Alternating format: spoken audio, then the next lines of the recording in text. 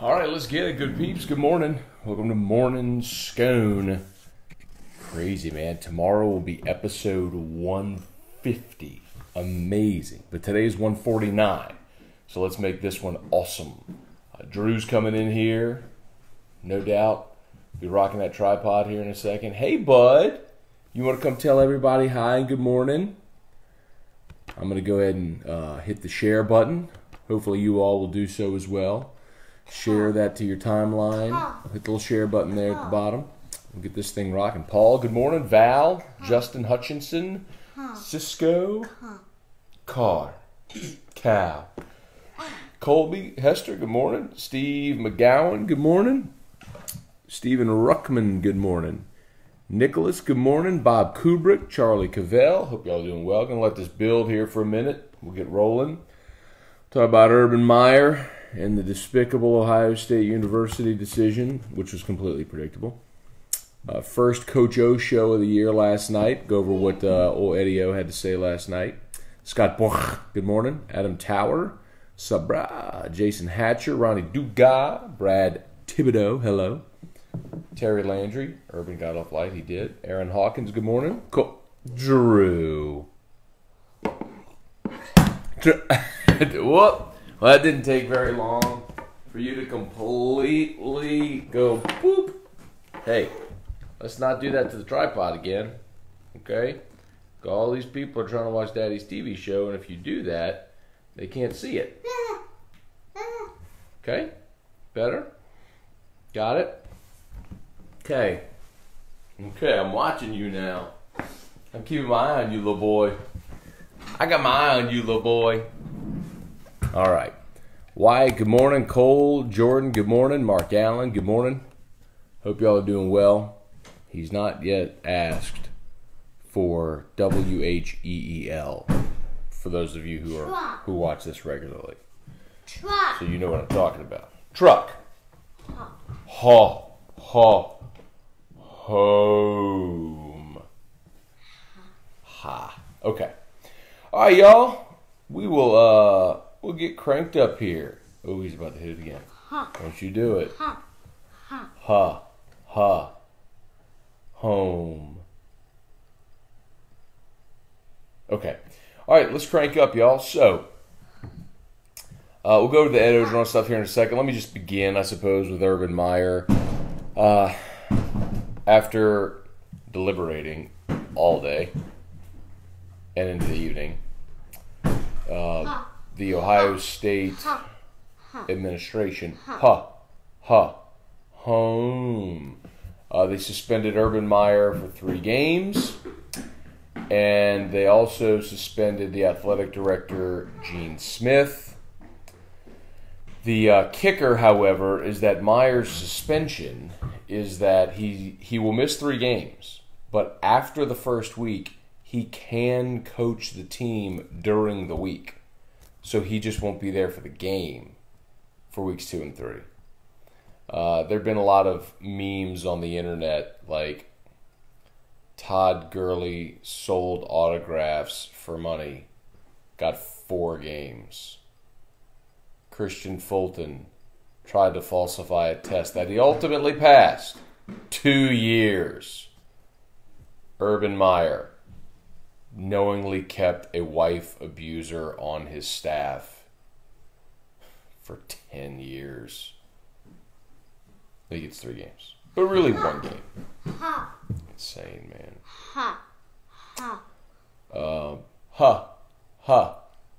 Home. The lowest moment for Urban Meyer, and I'm trying not to completely blow a gasket. I might on air today.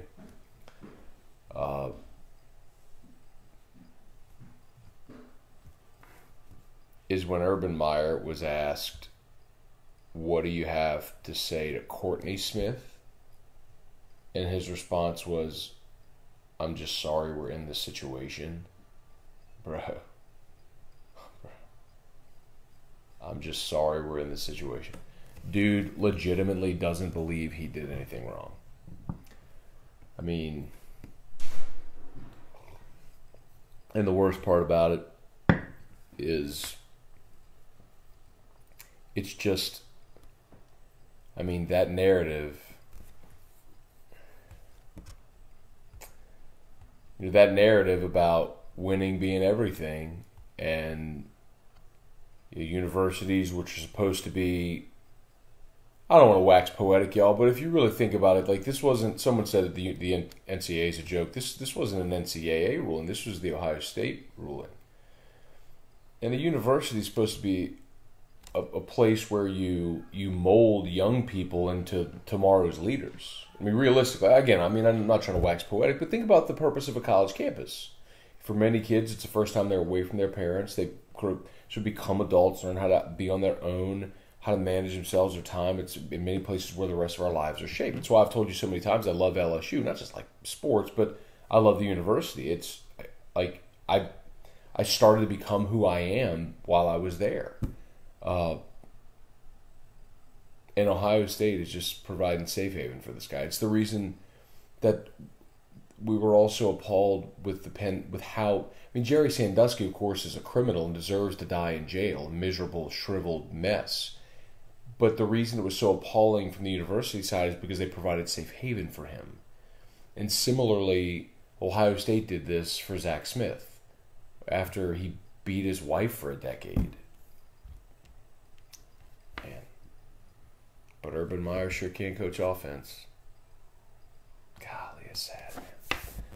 You can admit, like, anyone who's ever been a victim of domestic violence, to look at that has just got to be just nauseating. Like, I know how annoyed I am by it. Like, it's got to be nauseating for people who have actually lived through that. Adam says the decision out of Columbus is sickening. You get punished more for letting players get tattoos than you do for turning a blind eye toward domestic abuse. That, of course, referred to Jim Tressel, who basically lied about his players getting tattoos as payment for autographs and stuff like that. True. He lost his job because of that. Trivia, good morning. John Capone, good morning. Craig, that was self-imposed? Yeah, Craig. So that was Ohio State, yeah. I mean, Ohio State hired an independent panel made up of people from Ohio with ties to Ohio State. That independent panel did a 2-week investigation, reported their findings, and then the university president is the one who handed down the punishment. What a joke. Terrell Pryor got 5 games for getting tattoos. And he actually never sat a game. That was the crazy thing about Pryor. Because he played in that bowl game and then went pro. He never sat. Let's see. Wayne Ferguson, good morning. Cole said, is anyone really surprised they kept him? Of course they were going to do whatever they had to keep him. That's my point, though. Like, that's the narrative that just gets validated over and over again. And the point is, though, and my point all along, so I'm not surprised, right? So if you've watched this or listened to me on radio, my point with Meyer all along, the longer Ohio State dragged this out, it was clear they were trying to find ways to keep him. And they were going to. And they were trying to let the emotion of those first few days simmer down. And when they got past that, the attention wasn't at a fever pitch anymore. So I knew what they were doing. And we talked about this. Go back and watch any of the shows where we talk about it. The most, like, for me, the question always was, okay, they're going to suspend him. A game, 4 games, whatever. Turns out it's 3. Fine. Half a season, whatever it was going to be. My point always was, when they announced that suspension, is the public reaction so visceral and so overwhelming that Ohio State can't get out from under that avalanche, and they've got to go back, reverse course, and hand out a stronger punishment? That's what happened with Ray Rice initially. The NFL slapped Ray Rice on the wrist after that video came out, and the collective world went, the hell? Like, did you see what he did? And so the NFL went, whoa, okay, sorry, hold on. We'll reassess. Y'all come back. Let's reassess. And then, of course, they hammered Ray Rice, and Goodell had that press conference, and he came out very strongly against domestic violence, and then it was, they had formed that new player conduct policy and their domestic violence policy, all that. So, like, all of that came into effect because of the reaction to a softer Ray Rice penalty. the reason this is interesting to me is this is in a post-Ray Rice world. Like, I wonder if we're just becoming numb to it again. Like, Joe Mixon got drafted. Jeffrey Simmons got to play at Mississippi State. Both those guys are on video beating the hell out of women. Urban Meyer's still coaching. I mean, we're right back where we were. Alton says, pathetic 3 games. Still can coach. True. Justin Mark, good morning. Justin Babb and Drew is right hot. True. Melissa Buteau, he really only gets TCU. The other 2 don't really matter. And he can coach that week, remember? Like, he can coach those 2 weeks. Could you imagine your wife not telling you about text messages from the wife of one of your closest staff members? Urban is a joke. That's the other part. And I saw Clay Travis tweeted last night. It was pretty funny. So for those that missed it, Urban said he didn't remember seeing the text messages from Shelly. Right. But there was Clay Travis went and pulled up an old column where Urban recalls every play from his championship games. He can remember some stuff just fine. Bobby, he takes medicine that makes him forget certain things. That was another thing. He's got issues that have hurt his memory, right? What a joke. All right. We're not going to spend all morning on this. Randy Fletcher, good morning. Aaron Sutton, good morning. Lil C, what's up, man? Drew's fussing in there. Hang on, let's go I think he locked himself in his room. Hang on. Let's get... He hasn't figured out how to open doors yet, so he can close them behind him, but he can't open it. So, hang on, let's see. You can see his room.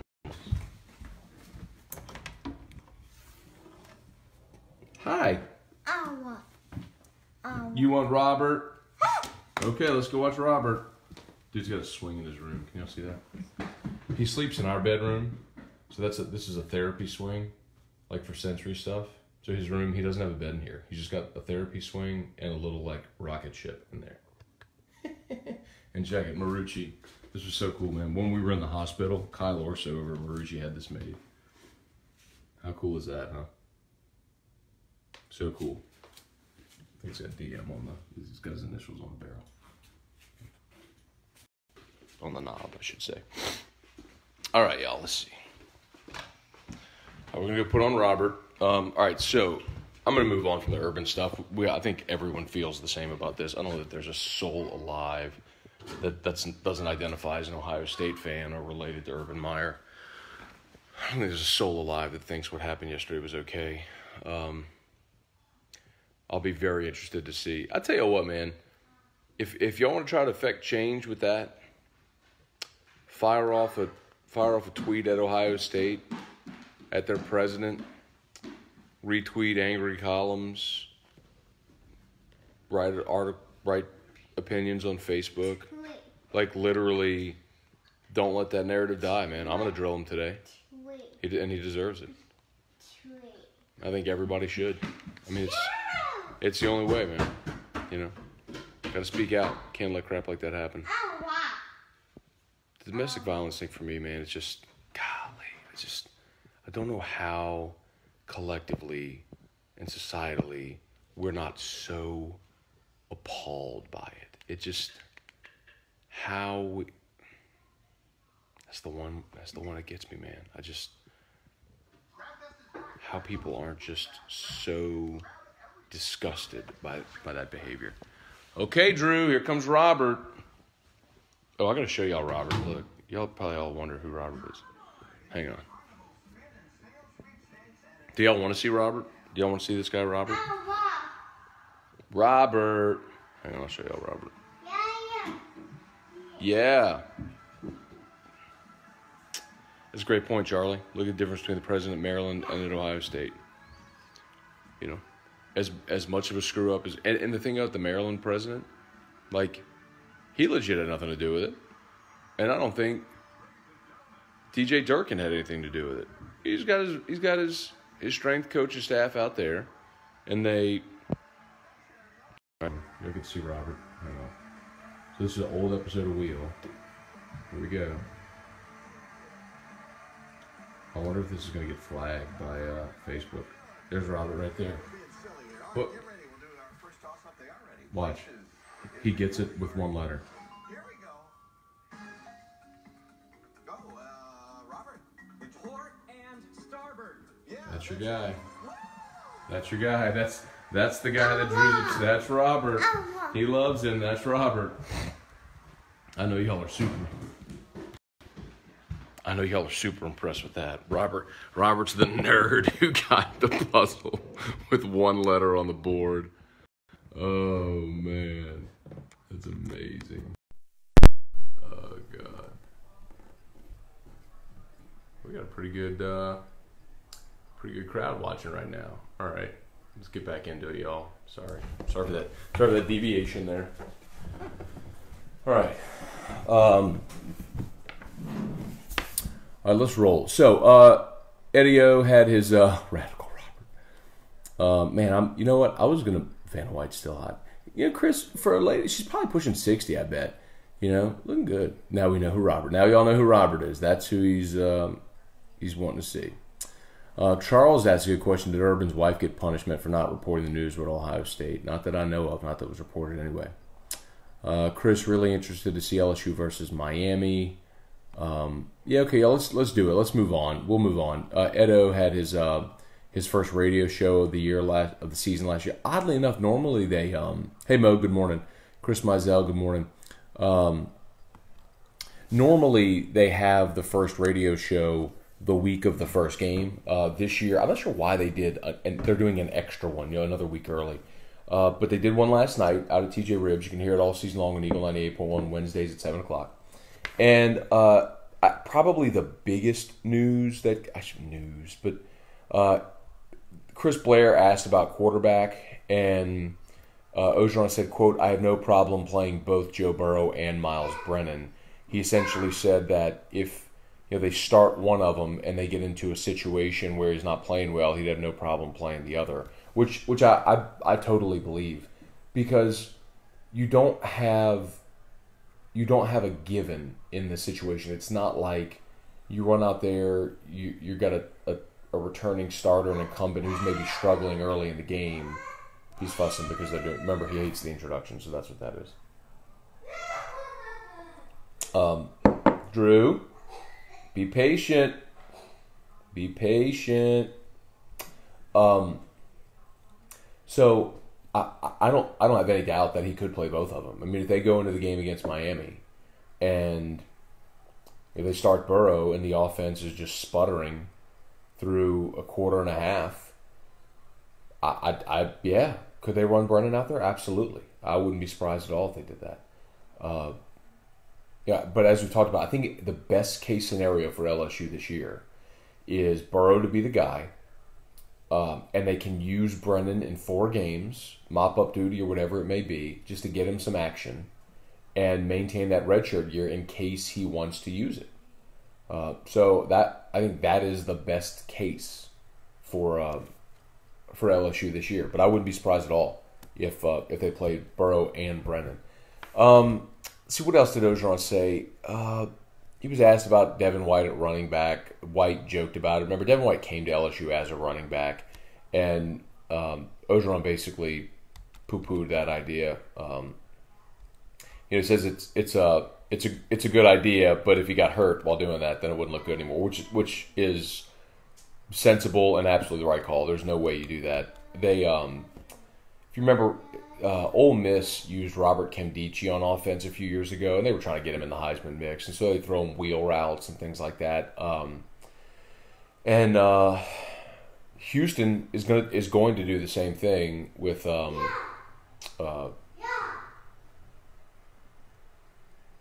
God, Ed. I'm blanking. Kid from Houston. Ed. Yeah. Oliver, Ed Oliver. Oh my God. Mwah, that was so sweet. He's blowing kisses. Bye. Why you? Okay, you're blowing me a kiss. Bye. Okay, I love you. Bye. Yeah,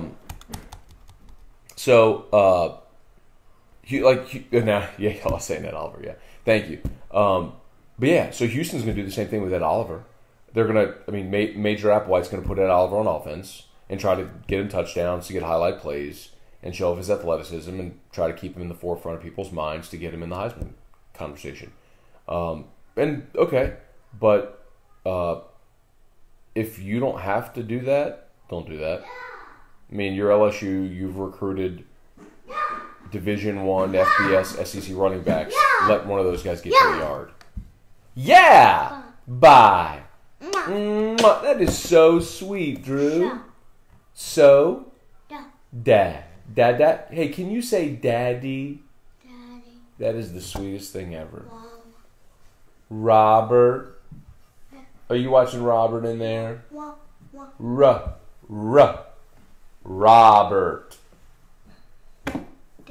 Daddy. What's the word, bud? Daddy. Is Robert doing good? Nanny. Walk. Okay. Enjoy watching Robert win $76,000. Seen that episode a few times. All right, let's see other notes from Coach O's show last night. He talked about Burrow throwing the ball well. Said that he talked about Miami. Someone asked a bit ago, forgive me, I scrolled past that comment. Said they actually made the game plan for Miami during the summer, so like in June, and now they'll start, like they're starting for Miami preparations, and they'll revisit the game plan itself, on Monday leading into the game. So, all right, if y'all got questions, fire away. As always, we're brought to you by Boudreaux's, the Bloody Mary Mix and the Margarita Mix. BoudreauxMix.com. It's Thursday. Of course, a lot of people go start their weekend on Thursday. Y'all pick up some of the Margarita Mix and have yourself a little pate. They were at the Taste of Tiger tailgating. Had an awesome booth. So many people stopped by. So I appreciate that very much. And everyone who has picked up Boudreaux's, greatly appreciate it, man. BoudreauxMix.com. Alexander's, Calvin's in Bocage, Calandro's, Mid-City Craft Wine and Brew. And then Canada's down at home. Appreciate y'all very, very much for everyone who's picked up Boudreaux's and continues to support them. So, and like their Facebook page if you would, I'd appreciate that too. So, let's see. Last time LSU had off the field issues and played in Dallas, 2011 versus Oregon. Yeah, well, it's also the last time. Isn't it the last time they played in Dallas? Was 2011? Have they been back since? Oh, they played TCU in 13 there. That's right, I went to that game. I guess that's the last time, huh? You know what? The interesting thing about, like, you're making that comparison, I've talked about this before. Now, that 2011 team, of course, had Tyron, and this team don't have Tyron. But one thing I've said a lot about the 2011 team, if you're looking for a parallel, like if you're looking for the glass half full, 2011 was probably a year early. Because remember, all of the studs on that team were sophomores, and the idea was that 12 should have been the better year when you got Mettenberger in there. But think about all the guys that were sophomores in 2011. Yeah! Think about all the sophomores in 2011. Barkevius Mingo, Sam Montgomery, Benny Logan, Michael Brockers, although he was a draft-eligible sophomore, Kevin Minter, Eric Reed, Daryl Simon, Mo Claiborne, Tyrann Mathieu, Chris Falk at left tackle, Spencer Ware, Michael Ford, Alfred Blue, Ruben Randall. Oh, Randall was a junior. Was Randall a sophomore or junior? Randall was a junior that year. Anyway, point is, all of those guys were sophomores in 2011, and they dominated. It all came together against a brutal schedule. So that parallel is there. And it started in Dallas against top 5 team and all that stuff. So all those parallels are very much similar. The difference is that team was still a preseason top 10 team. Remember, they'd come off the bowl win against Texas A&M the year before. And the arrow was kind of doing that. They'd beaten Bama, and everyone's thinking, all right, like, but they're going to supplement this year. Like, they lose Pat Pete, but other than that, you're feeling kind of good. But, you know, maybe a really strong year, but title contenders in 12. That's kind of what people were thinking. And the Shady's bar fight happened and all that stuff. But if this team doesn't quite have that expectation. But there are some of those parallels where you see Robert, you know, all those guys that played last year as freshmen, like Chasson and like, I'd say Tyler Taylor, but Jacob Phillips, Grant Delpit. You know, there's Sadiq Charles, I'd say at Ingram too, but he's obviously not there right now. So there, I mean, there's some parallels to that for sure. Good morning, Drew and Matt. Agreed with Matt. Don't tell me LSU is going to run a 2-quarterback system. Won't that take the confidence away from the chosen starter? Robert. Elevator. Hey, can I see your backpack real quick? Thank you. Hang on, let me look. Okay, we're gonna restart. Okay. Hang on, let me zip. Okay, you're good. Go see Robert. Go watch Robert win $76,000. He wins up $45,000 in the bonus round. He got it. The puzzle was goofy pictures. He got it. Robert's pretty good at Wheel of Fortune. Brent, I don't know that LSU is going to run a 2-quarterback system. I don't know that I would go to that end to say that it would straight be like rotating quarterbacks. I wish, like, of all the years you wish the schedule unfolded where you had an Austin P in week 1 like Georgia does this year. You know, like in 2015 when they were supposed to open up with McNeese. Like, of all the years you wish you had one of those. You know, 2012, Mettenberger's first year, they opened up with North Texas at home. And that was a struggle early. Remember the first possession, Mettenberger got drilled in a blindside blitz and he got hurt. And people were like, oh, crap. Now he got up and played, obviously. But, you know, there were some growing pains through that. And it's easier to overcome against North Texas, not so much against Miami. You know what I mean? Akeem Ed Oliver's another guy called LSU's Dream School, but went elsewhere. He still talks about that, man. White Dwaran, he knows where the camera is. Immediately went away from it. Smart. Oh, Drew, he's just running around over there, man. Devin Kelly, Steven Martinez, Kevin Ritchie. Good morning, Josh Long. Bet. That's funny, man. All right, Neil Weaver. Good morning, Matt and Drew. Good morning, Neil. Let's see, Will Montgomery, who comes out the AL? Don't make me answer that, Will. Please don't make me answer that, Will. I mean, Boston's the best team in baseball right now. Hey! What's the matter? Did Robert win? Did he win a car? A cow car? A cow car? All right, we'll see you later. Will, the one caveat I want to see is I want to see if the Yankees can regain form when they get everybody back. I mean, you go through this lull where Judge is hurt and Sanchez is hurt and now Chapman goes to the DL. Like, let me see what they look like when they get everybody back. But if you had to bet it today and you didn't bet Boston, you'd be stupid. I'd be stupid. We'd all be stupid. Boston's the best team right now. And if the Yankees are the wild card, the cow car. Yeah. Wow. And if the Yankees are the wild card, they'll have to play Boston in the ALDS, so they'll play them in a best of 5. And yeah, weird things can happen, but you'll see Sale twice and that you know, odds aren't great. So anyway, Kerry, clearly we don't have much talent now as we did then. Yeah, and I think we forget like how much of a difference maker freak show Tyrann Mathieu was. Like it's interesting how like you had him for just a flash. I mean, he's there in 10 and 11, but 11 was really the year, and we just forget like how he impacted every game he played in. Like the most impactful single season I've ever seen at LSU. I mean, Fournette's 2015 up until November was remarkable. But Tyron was just, golly.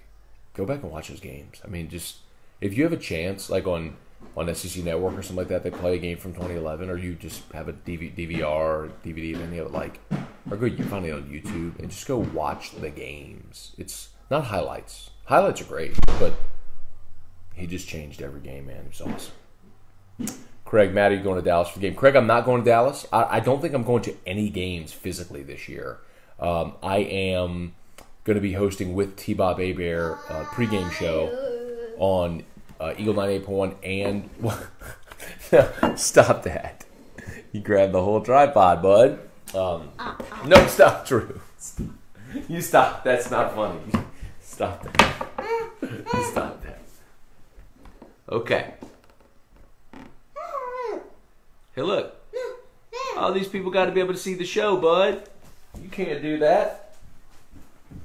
You can't do that. Okay, look, Daddy's back in his chair now. So anyway, Craig, I will be on air 5 hours prior to kickoff and leading right up to kickoff. So like if it's a 7 o'clock game, T-Bob and I will be on from 2 until 7, like right up until kickoff. And then, this is crooked. So we'll be on 2 until 7. So it wouldn't make sense for me to leave studio at kickoff, drive, park, get into the stadium, basically miss the whole first quarter, and then have to leave at the end of the third quarter so I can get home to do whiskey and lime. So, no, so I don't think I'm going to any games this year. I think I'll be in studio or at home for every single game this year. All right, let's see why I think we have the talent to use it properly. The difference is that team was loaded up with NFL running backs. This one isn't. That team ended up having an amazing offensive line. This one could. Defensive line, okay. Linebacker on this team, I'd say, is better than that one. I love Minter, but if you made me pick Minter or Devin White, we forget how great Minter was, but Minter's 12 was better than his 11. And Devin White's 2018 it might be the best season in LSU history. It could be if he stays healthy and all that stuff. That's secondary. No, in 2011, secondary. Come on, man. Eric Reed, Brandon Taylor, Tyrann Mathieu, Thorold Simon, Mo Claiborne, who won the Thorpe. Come on, no, that's not even close. That's not even close. Anyway. Too bad we still had to run up the middle, Dr. Pepper Miles. He's Dos Equis Miles, remember. Well, I guess he's both now. So he's on the Dr. Pepper commercial, but did y'all see this? Go look at my Facebook page when this is done. Scroll down. I have a picture. There's a cardboard like stand-up of Les Miles as like holding like a Dos Equis can. It's hilarious. It's at the Pluckers on Nicholson. It's phenomenal. John Capone watched the national championship game recently. The whole team went pro. Yeah, and so did Bama. It was like 40-something guys combined got drafted on those teams. Amazing. Jerry Johnson, good morning. Brandon Durr, good morning. Bo Major, Hal Jubin, good morning. Dax Jeter, always giving lip service to this QB thing to keep Brennan content. No, that was the case when he had all four, because Burrow was always going to be the guy. I've told you that a million times. But now, like, you legitimately have to have Miles Brennan ready, because turned ankle, Brennan's in. You stink, Brennan's in. I mean, it's like you legitimately...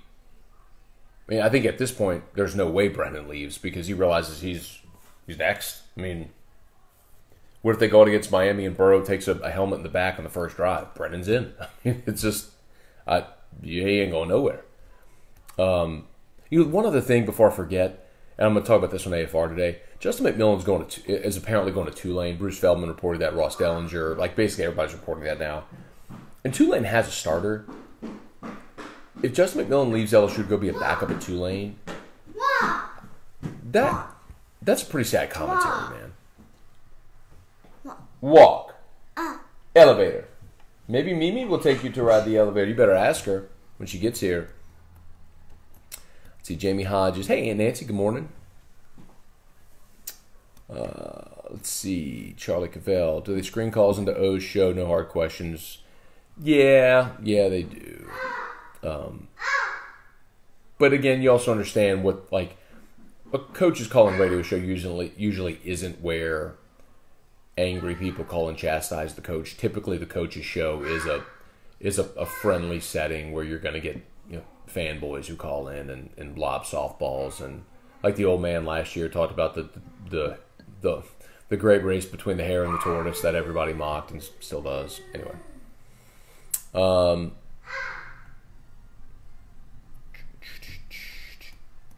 Chuck, Cody, good morning. Terry, waiting for him to grab the camera, take off. I don't know that he's going to do that. If he ever does, that'd be something. Trivia. Matt, you make no sense how you're going to tell Drew it's not funny while you're laughing. Also, what's up with some Drew gear? What do you mean with some Drew gear? What's your idea there, Trivia? Drew gear. You want some shirts with Drew's face on it or something? Or you mean what he's wearing? He's just wearing his pajamas. That's what he's wearing right now. Do you really believe they don't know who the starting QB is? Oh, absolutely not, Jamie. Like, 100% Joe Burrow is starting. My point is that if Joe Burrow struggles, I don't think that they would hesitate to put Brendan in there. Hang on one second, y'all. All done. All done. Elevator.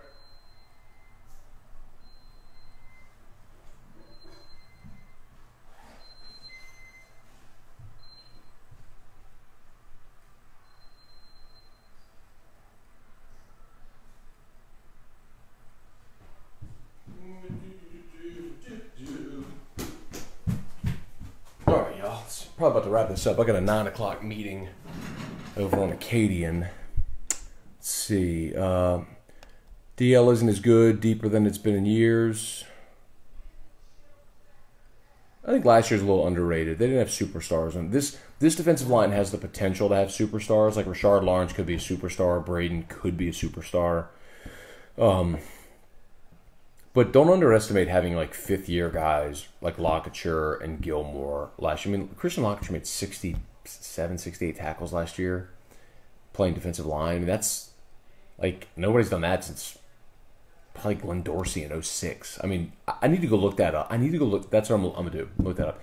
I'd be willing to bet that's the highest tackle total for a defensive lineman, like an interior lineman, since Glenn Dorsey. I don't know that. I'm going to look it up, but I bet it is. But that's the other thing, Meridoc. I'm glad you said that, man, because I'd forgotten to talk about that. Should we buy Badara Traore as a potential starter at right tackle after a bad spring? That's a good question, Meridoc, because he was running first team yesterday at right tackle. I'm going to tell you this right now, y'all. That's a problem. Because Traore, who was the number one JUCO offensive tackle in the country when he signed this year, he was brutal in spring, which is why you had Deculus and McGee vying for that spot this year. Now, Deculus is like a huge mountain man, and they like him at tackle. He just hasn't been great so far. And McGee is more athletic, but neither one of those guys is separated, so they ran Traore out there as the starter. I'll say it again. I still think you can... Robert! Ha! I think you can make do at right tackle because you can give help. You can line Morrow or Ducree or whoever you're going to have playing tight end or H-back on that right side to give help. But Sadiq Charles has to be a stud at left. Like, he's got to go exist on an island out there and just be great. I think he can be. Like, I think Sadiq Charles can be a stud. But that becomes like a must now. All right, let's see. Probably about to wrap this up, y'all, because I got to go, like I said, I got to go get in the car. Trivia, hats and shirts represent Team Drew. Not a bad thought, man. We got a lot of Team Drew stuff that we make. You know, Erica puts Team Drew on everything. So, the Butch Jones show got uncomfortable at times. Yeah, I think Eds did last year when they lost to Troy. Truck. All right, Drew, we're about to sign off here. You want to say bye-bye to everybody? Bye. Bye-bye. You want to wave? Bye. Nope. He's not interested in waving.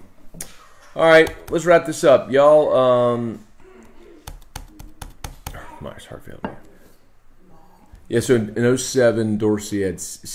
Justin, I need to see what Dorsey had in 06. I think Dorsey had more tackles in 06 because in 07 he hurt his knee, and he played through it. and won all those awards. But I think his production might have been down a little bit in 07. I'm not positive about that. But I think I'd have to go check, man. I am almost positive that I'm running through my brain. I need to check Drake Nevis. Drake Nevis in 2010 had a great year.